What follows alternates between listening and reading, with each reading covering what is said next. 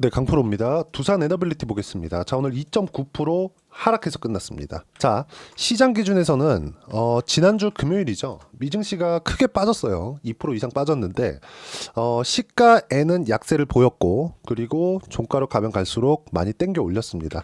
뭐 두산 에너빌리티도 많이 올라왔으면 좋겠다 이렇게 생각하시는 분들이 많을 텐데, 일단 두산 에너빌리티는 이격 조절 구간이 좀 필요합니다. 그렇다 그래서 내가 여기서 바로 매도하고 다시 여기서 22평 만나면 사야지 이런 거는 안 하셨으면 좋겠다. 왜 그러냐면요, 이게 주가가 이렇게 딱 봤을 때요, 여기가 시작 구간입니다. 여기가 대략 25,000원 정도 되죠. 그리고 이걸 장기 차트로 제가 보여드릴게요. 25,000원의 위치가 대략 어느 정도의 위치에 있는지. 그렇죠? 딱 요 구간입니다. 요 구간이 언제예요? 2020년과 21년 원전을 다시 무언가 필요한 이런 내용이 있었을 때 뭐가 발생했다? 20년과 21년도에 두산에너빌리티는 15배 올랐다. 그리고 나서 떨어졌죠. 그쵸? 그 뒤에 무언가 액션이 크지 않았으니까. 근데 23년, 24년 지나고 나서 24년도에는 뉴스케일 파워가 급등을 하기 시작했습니다. 그러면 이 전에 무언가 있었겠죠. 뭐가 있었습니까? 여기서 AI. 그렇죠? 그러면서 에너지 부족 사태, 전기 부족 사태가 일어나기 시작했고, 그런 결과 뉴스케일 파워의 급등. 작년에 두산 에너빌리티는 7월 달이죠. 이때 뭐가 있었습니까? 체코 원전 수주 관련된 내용, 유럽과의 연결성 이런 것들이 있었는데 이때 시세가 안 나왔습니다. 수주가 실제 진행이 됐었는데도 불구하고. 그리고 최근에 이쪽 구간에서 나왔었던 내용들이 있죠. 슬로베니아 30조 이런 부분들, 유럽과의 여기서 시장성을 잃은 거 아니냐 이런 부분들이 있었는데, 이런 것들이 지금 현재에는 시장에서 나쁘게 바라보고 있지 않아요. 왜 그러냐면 미국에서의 움직임이 훨씬 더 크기 때문이고, 미국은 뉴스케일 파워가 꽉 잡고 있기 때문이다. 그러면 두산 에너빌리티는 뉴스케일 파워의 그냥 파트너입니다. 파트너. 어떤 관계냐? 엔비디아와 TSMC의 관계예요. 이 관계이기 때문에 어쩔 수 없이 두산 에너빌리티는 영향을 받을 수밖에 없다. 그리고 이쪽 구간에서 새로운 무언가 이슈가 나왔어요. 그렇죠? 현대중공업에서 상선을 핵 추진으로 만들어 내겠다. 여기에 SMR 기술이 활용된다. 당연히 두산 에너빌리티의 기자재가 필요하겠죠. 이건 어쩔 수 없는 그런 내용이다. 어떤 내용으로 인해서 트리거가 발생을 했고, 그리고 아까 전에 보셨던 내용처럼 여기 장기 구간을 넘어서는 첫 번째 구간, 즉 신고가 구간이 만들어졌기 때문에 지금부터는 시세의 시작 구간이 되고요. 그리고 주식시장은 이런 부분으로 인해서 실적이 좋아질 때까지 올라간다. 그리고 바닥부터 시작해서 10배 정도 올라가는 주식은 요즘에는 대형주에서 나옵니다. 시가총액이 작다 그래서 엄청나게 폭발적으로 상승을 하고 이런 게 아니에요. 그렇기 때문에 지금은 시세 초입 구간에 있고 이격 조정이 필요한 구간이다. 단기간에 상승이 많이 나왔기 때문에 이런 거죠. 여기서 2월 18일 날 보더라도 5일선과의 이격이 어느 정도 있죠? 그렇죠? 10% 정도 발생했고 21선 20%, 61선 30% 이렇게 작용을 하죠. 근데 이동평균선은 평균 가격이잖아요. 평균 가격을 이렇게 봤을 때 가만히 있어도, 또는 여기서 5일만 하더라도 5일선은 쉽게 무너뜨릴 수 있습니다. 즉 이격을 조절하는 게 쉽다는 소리예요. 그럼 여기서 등락하는 과정이 있겠죠. 5일선 깼으니까 살짝 반등할 수 있겠죠. 이런 과정에서 21선도 올라올 수밖에 없겠죠.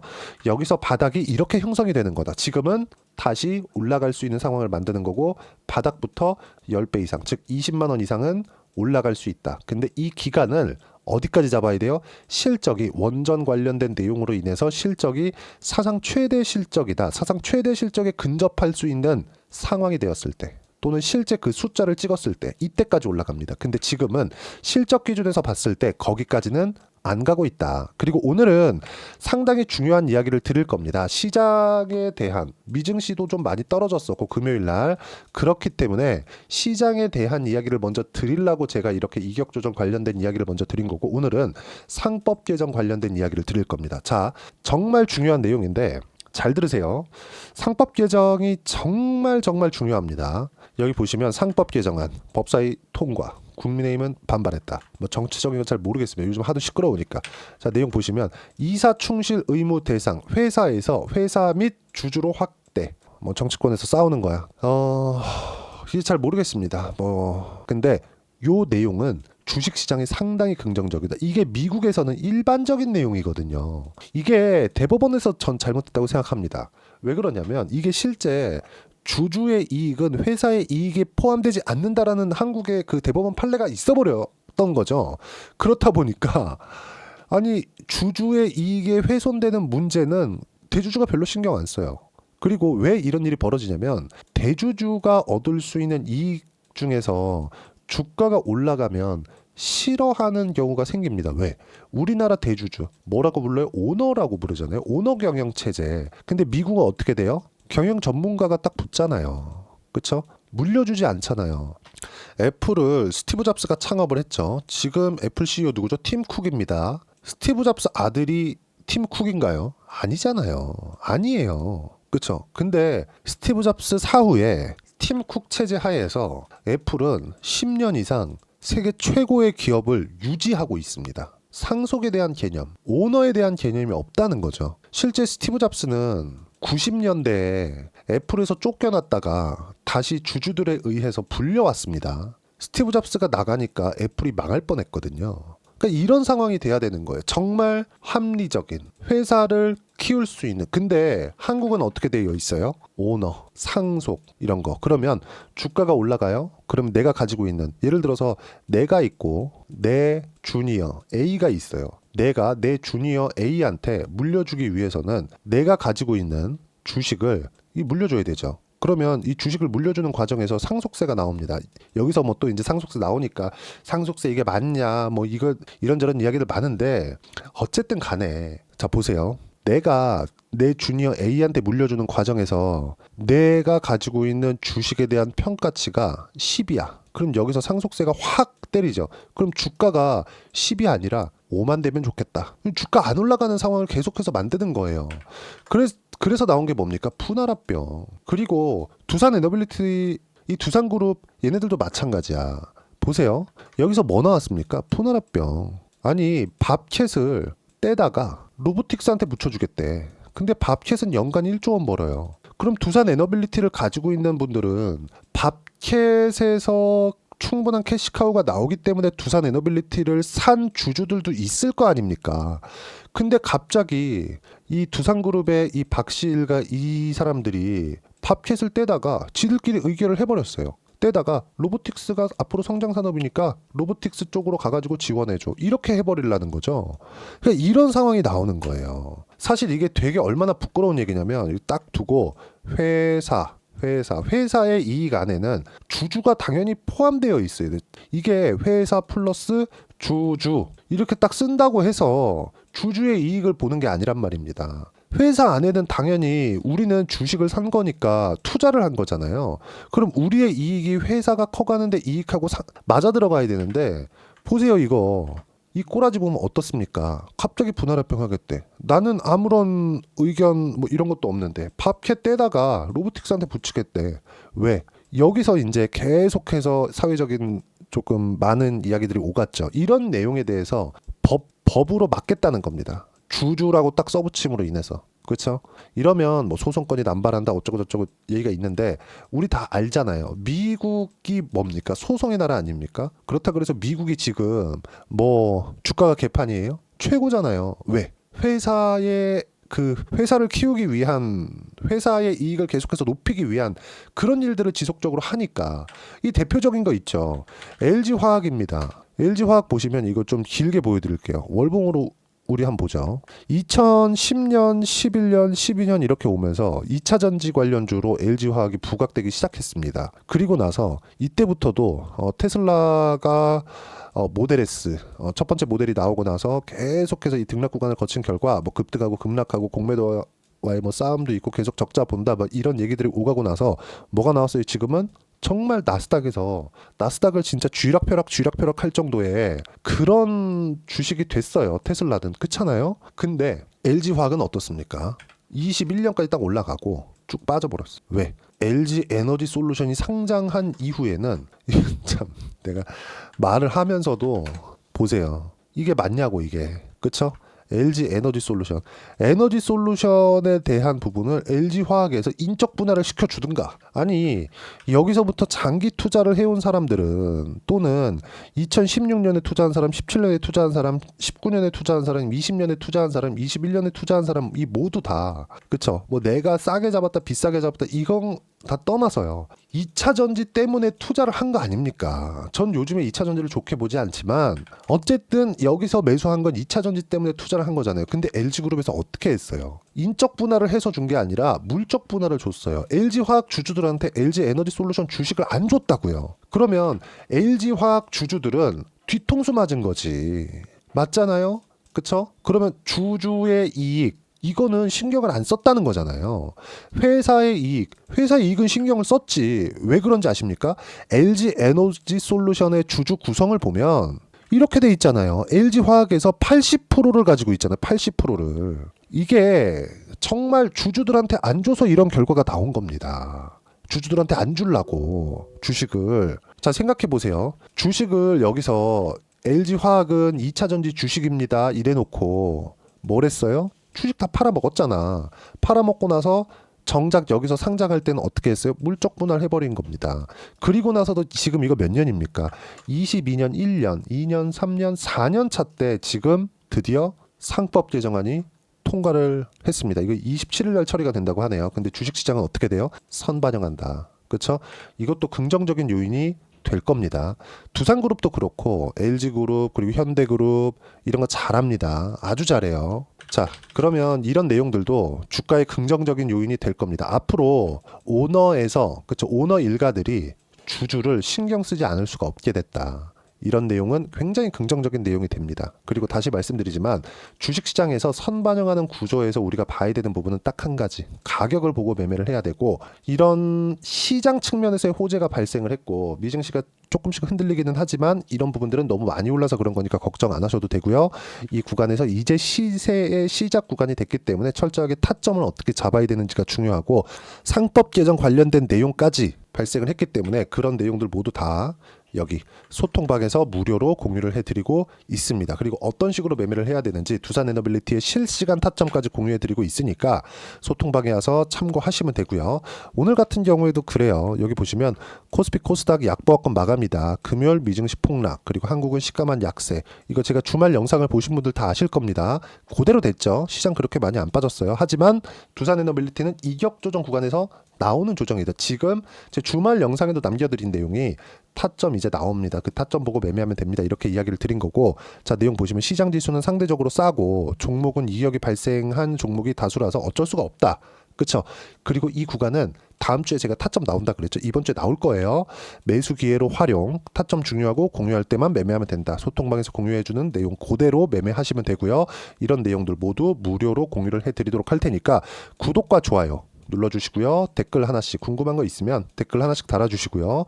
여기 입장 링크를 공유해 드릴 수 있게 010-8713-1916으로 구독이라고 문자 보내주시면 소통방 입장 링크 순차적으로 공유를 해드리도록 하겠습니다.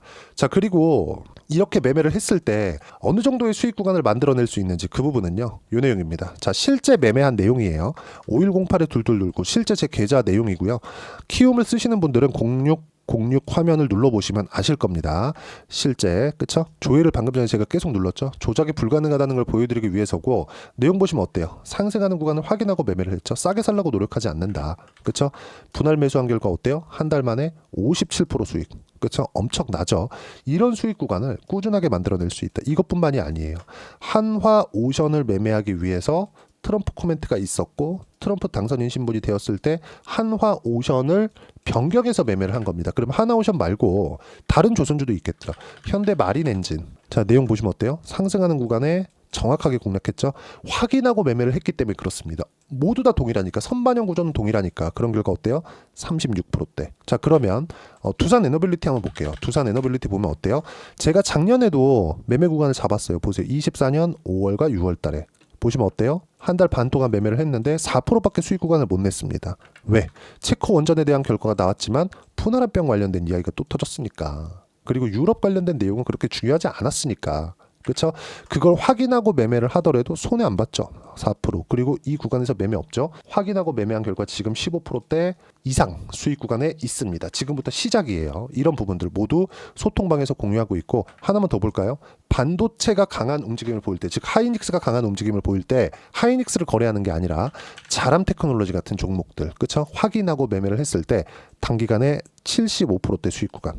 이런 매매를 꾸준하게 진행할 수 있는 게 선반영 구조를 이해했을 때다. 이런 내용들 소통방에서 무료로 공유를 해드리도록 할 테니까 구독과 좋아요 눌러주시고요. 댓글 하나씩 달아주시고 010-8713-1916으로 구독이라고 문자 보내주시면 소통방 입장 링크 순차적으로 공유를 해드리도록 하겠습니다. 자, 그리고 이렇게 가격대를 이해하고 어떤 식으로 판단해야 되는지 그 이론적인 부분은 두산 에너빌리티의 단기 보유 전략, 가격 전략 두 가지인데 단기는 2주입니다.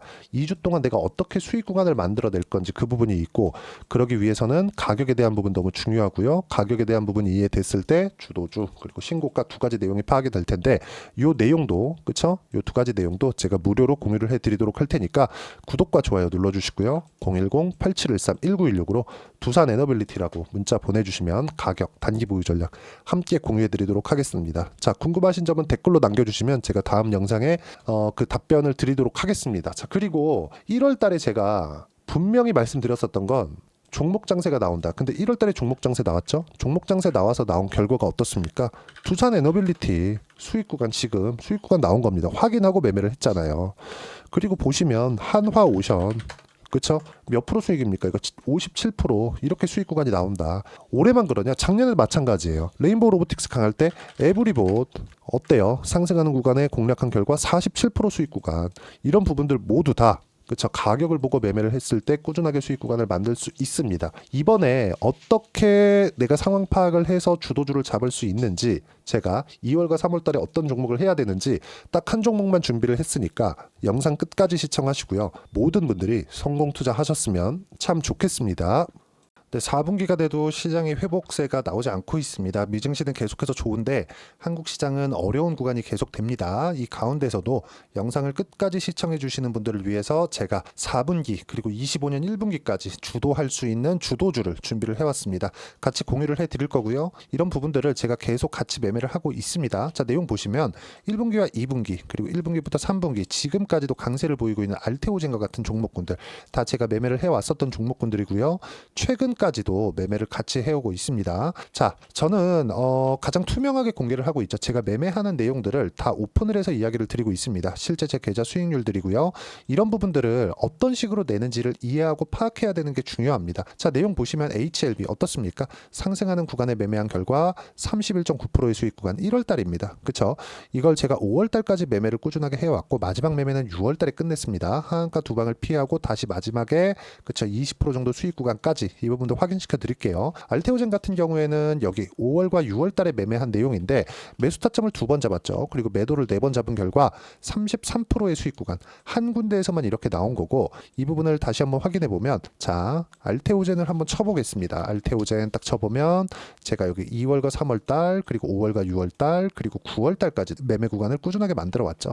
여기서 눌림목 구간을 한번 더 준다면 다시 매수 구간을 잡을 예정이지만 지금은 4분기 그리고 내년 1분기까지 주도주가 어떻게 형성이 되는가 그리고 어떤 종목을 잡아야 되는가 그 부분이 중요하니까 그 부분에 대해서 이야기를 드리도록 하겠습니다. 자, 내용 보시면요. 이 내용을 모두 수렴하고 있어야 된다. 이 세 가지 내용만 갖춰져 있으면 주식시장에서 나 혼자 나 스스로도 꾸준하게 수익이 나는 주도주를 잡아낼 수가 있습니다. 자, 내용 보시면 8월 5일날 시장 폭락이 나왔죠. 미국의 경기 침체 우려감이 불거지면서 시장이 폭락이 나왔는데 그 시장 폭락 구간 안에서도 가장 강했었던 업종이 뭔가 이 부분을 체크를 해보셔야 되고요. 그리고 실적에 대한 부분은 미래가치가 들어가야 되지만 이건 너무 당연하게 들어가야 되는 겁니다. 미래가치가 좋아지는 부분. 근데 지금까지 실적이 좋으면 더 좋겠죠. 전 지금 당장의 실적은 그렇게 중요하게 보진 않는데 이번에 준비해온 종목은 지난 3개년 연속 순수익이 증가했다는 점 주목해서 봐야 되겠고요. 그리고 가장 중요한 점 수급이죠. 그래야 단기간에 수익을 낼 수 있겠죠.